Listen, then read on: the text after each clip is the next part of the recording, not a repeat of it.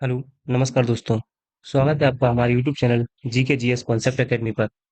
दोस्तों, जो हमारा टॉपिक चल रहा है ब्लड सर्कुलेटरी सिस्टम, इसमें अभी तक हमने देख लिया है कि ब्लड सर्कुलेटरी सिस्टम क्या होता है और ब्लड सर्कुलेशन में कौन कौन से कंपोनेंट पाए जाते हैं। देन हमने देख लिया कि जो सर्कुलेशन होता है वो कितने टाइप का होता है। उसके बाद हमने ब्लड के कंपोजिशन देखे कि ब्लड में कौन कौन से घटक पाए जाते हैं। देन हमने ब्लड में पाए जाने वाले प्लाज्मा, ठीक है ना, आरबीसी, इन सब के बारे में स्टडी किया था। और जो हमारा लास्ट टॉपिक चल रहा था इसमें हमने आरबीसी से संदर्भित कुछ महत्वपूर्ण पॉइंट की चर्चा कर ली थी कि आरबीसी की संख्या कितनी होती है, आरबीसी का लाइफ स्पैन कितना होता है, आरबीसी की डेथ कहाँ पे होती है। ये सारे पॉइंट्स हमने पिछले लेक्चर में डिस्कस कर लिए थे। और आज हमें बात करनी है अब आरबीसी के फंक्शन की, अर्थात कार्य प्रणाली के बारे में।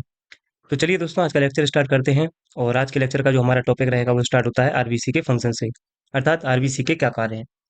तो दोस्तों, आरबीसी का जो सबसे इम्पोर्टेंट कार्य है वो है इसका कि जो आरबीसी हमारी, ये ऑक्सीजन और कार्बन डाइऑक्साइड एंड CO2, इन दोनों को कैरी करता है, यानी अपने साथ लेके चलता है। क्लियर है? तो रक्त का पहला कार्य क्या है? रक्त ऑक्सीजन और कार्बन डाइऑक्साइड का परिवहन करता है या परिसंचरण करता है। देख सकते हैं हम, to carry oxygen and carbon dioxide. ठीक है, तो हिंदी में लिख सकते हैं जो रुधिर है, रक्त है, आरबीसी है, वह ऑक्सीजन, जो आरबीसी है ऑक्सीजन और एवं कार्बन डाइऑक्साइड का परिवहन करता है, परिवहन करता है।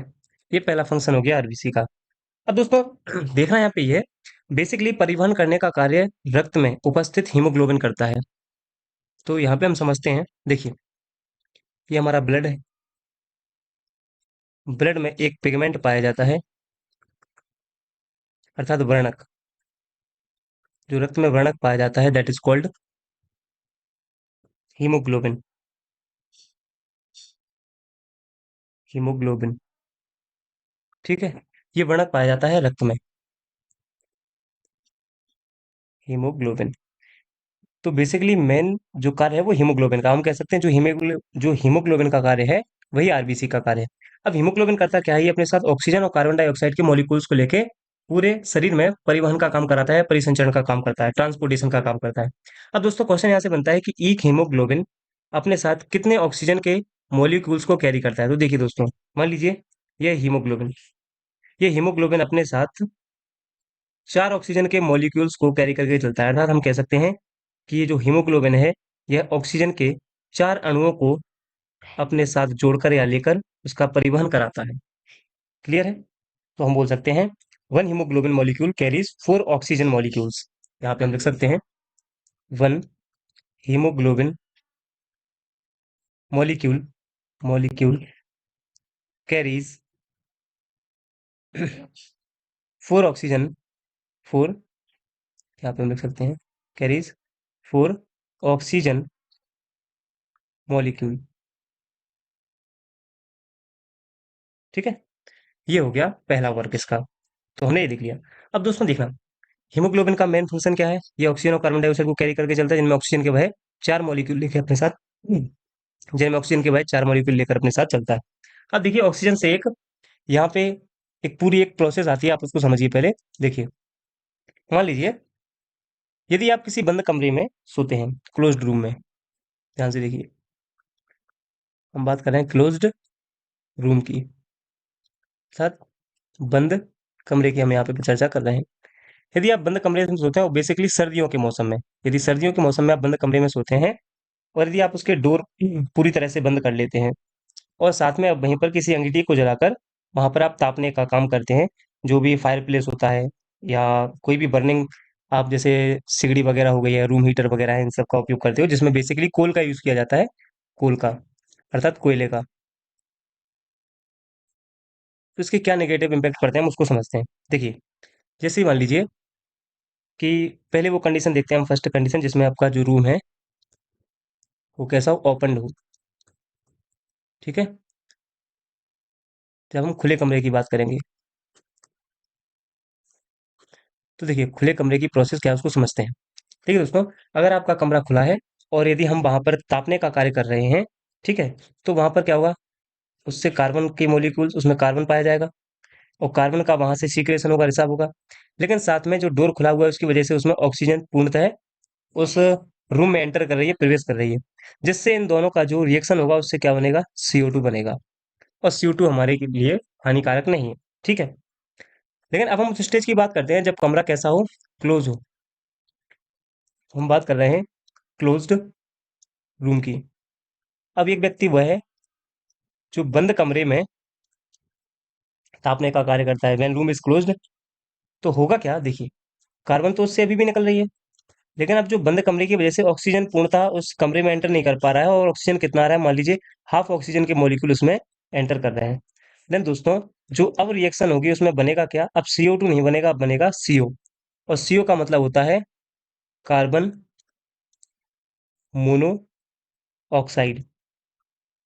ये कार्बन मोनोऑक्साइड गैस का निर्माण होता है। और ध्यान रखना दोस्तों, ये जो कार्बन मोनोऑक्साइड गैस है, इसे माना जाता है most soluble gas in blood. Most soluble gas in blood, अर्थात हम कह सकते हैं रक्त में सबसे अधिक घुलने वाली गैस, अधिक घुलने वाली gas, that is carbon monoxide. अब होगा क्या दोस्तों, देखिए, हम सब जानते हैं कि जो हमारी शरीर के अंदर जो कोशिकाएं होती हैं, जो सेल होती हैं, वहां पर प्रेजेंट क्या रहता है, वहां पर प्रेजेंट रहता है ग्लूकोज C6H12O6। और दोस्तों हम जानते हैं ये C6H12O6 जो हमारा ग्लूकोज है शरीर में प्रेजेंट है जो कोशिकाओं में, ये ऑक्सीजन के सहायता से, with the help of oxygen, इसका ब्रेकडाउन होता है। और ये क्या मॉलिक्यूल बनाती है, क्या प्रोडक्ट बनाती है, carbon dioxide plus H2O and plus energy. ये प्रोसेस होती है हमारी। लेकिन हमने बताया भी, जो हीमोग्लोबिन है, हीमोग्लोबिन ऑक्सीजन को कैरी करता है, और जब ये ऑक्सीजन शरीर की प्रत्येक कोशिकाओं तक पहुंचता है तो उसकी वजह से ग्लूकोज का ब्रेकडाउन होता है, और जो प्रोडक्ट बनता है वो कार्बन डाइऑक्साइड, हाइड्रोजन और एनर्जी। अब हम उस कंडीशन की बात कर रहे हैं जब रूम कैसा है, क्लोज्ड है, बंद है।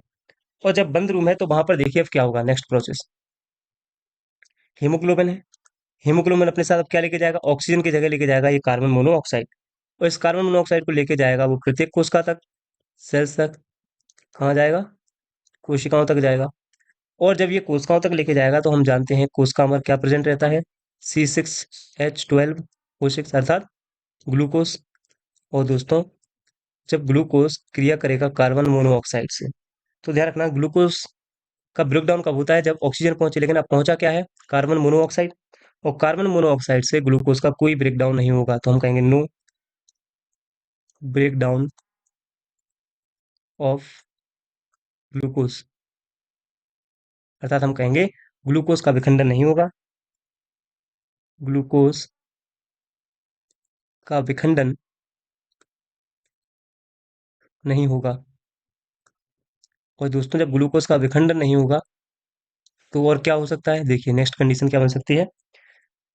तो जो कोशिकाएं हैं हमारी, वो क्या कर देंगी, कार्य करना बंद कर देंगी, stop working.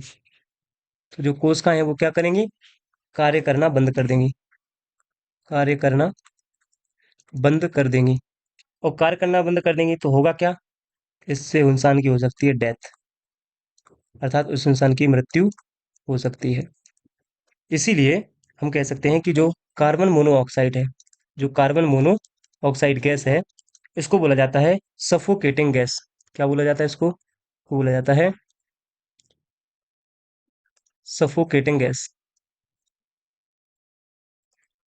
Suffocating gas. English Hindi में बोल सकते हैं हम दम घोंटू गैस। क्लियर है। इसका एक और अन्य नाम है, इसको बोलते हैं sweet sleeping gas, sweet sleeping gas, अर्थात हम बोल सकते हैं मीठी नींद वाली गैस, मीठी नींद वाली गैस। देन इसका एक नाम और है, इसको इसको हम साइलेंट किलर गैस भी बोलते हैं, साइलेंट किलर गैस। नेक्स्ट इसको हम टॉक्सिक गैस भी बोल सकते हैं, टॉक्सिक गैस, अर्थात जहरीली गैस। ये सभी इसके अदर नेम हो गए। तो ये हमने पूरा फंक्शन समझा कार्बन मोनोऑक्साइड का। ठीक है। अब देखिए, जो हीमोग्लोबिन है, नेक्स्ट हम बात करते हैं हीमोग्लोबिन की। ये जो हीमोग्लोबिन है, ये 75%, कितना, 75%, 75% ये ट्रांसफर किसका करता है, ट्रांसफर करता है CO2 गैस का। ध्यान से सुनिए, हीमोग्लोबिन 75% कार्बन डाइऑक्साइड की मात्रा को ट्रांसफर करता है। ट्रांसफर मतलब उसका परिवहन करता है या स्थानांतरण करता है कार्बन डाइऑक्साइड का। और यही हीमोग्लोबिन 100% ऑक्सीजन का ट्रांसपोर्टेशन करता है। अर्थात हम कह सकते हैं ये ऑक्सीजन का 100% परिवहन करता है। लेकिन यहाँ पे बचता है कि 75% इसने कार्बन डाइऑक्साइड का परिवहन किया, तो जो रिमेनिंग 25% है, 25% जो बचा है शेष, या रिमेनिंग 25% जो CO2 है, उसका क्या। तो दोस्तों, जो रिमेनिंग 25% CO2 है, ये हो जाती है डिजोल्व इन वाटर। क्या होता है इसका, डिजोल्व्स इन वाटर। हम कह सकते हैं कि ये पानी में घुल जाती है, पानी में घुल जाती है। और पानी में घुलकर ये क्या बनाती है, तो दोस्तों, पानी में घुलकर ये फॉर्मेशन करती है कार्बोनिक एसिड का। क्या बनाती है ये बनाती है कार्बोनिक एसिड, कार्बोनिक एसिड। अर्थात हम बोल सकते हैं कार्बोनिक अम्ल बनाता है। ठीक है। तो ये 75 कार्बन डाइऑक्साइड और 25 ये टोटल 100% कार्बन डाइऑक्साइड का हमने फंक्शन देख लिया। ठीक है। और कार्बोनिक एसिड का अगर आपसे फॉर्मूला पूछा जाता है तो है H2CO3, that is carbonic acid. कैसे बनता है, तो कार्बन डाइऑक्साइड प्लस उसमें क्या मिलेगा, वाटर मिलेगा, देन जो प्रोडक्ट बनेगा वो क्या होगा, H2CO3, कार्बोनिक एसिड। अब कुछ महत्वपूर्ण फैक्ट हैं, हम उनको कवर करते हैं। सम इम्पोर्टेंट फैक्ट,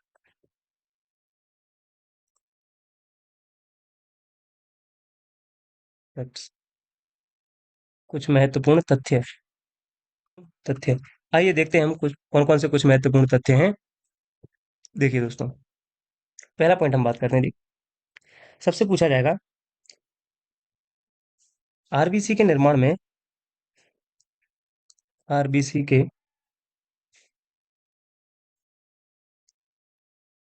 निर्माण में सहायक विटामिन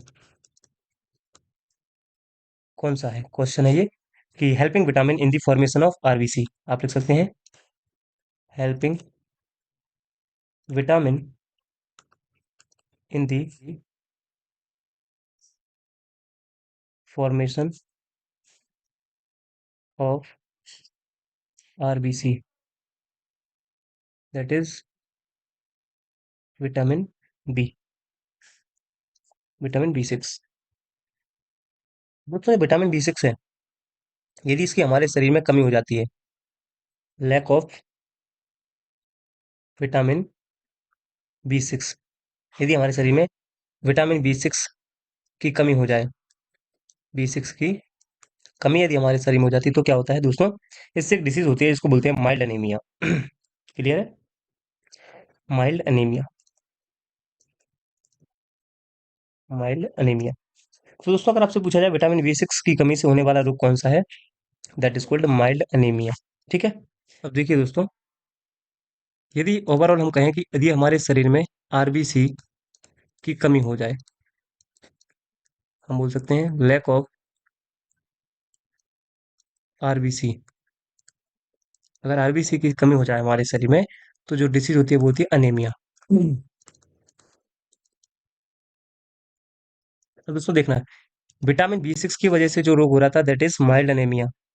ठीक है। लेकिन बी जो आरबीसी की कमी से हो रहा है दैट इज अनेमिया। ठीक है।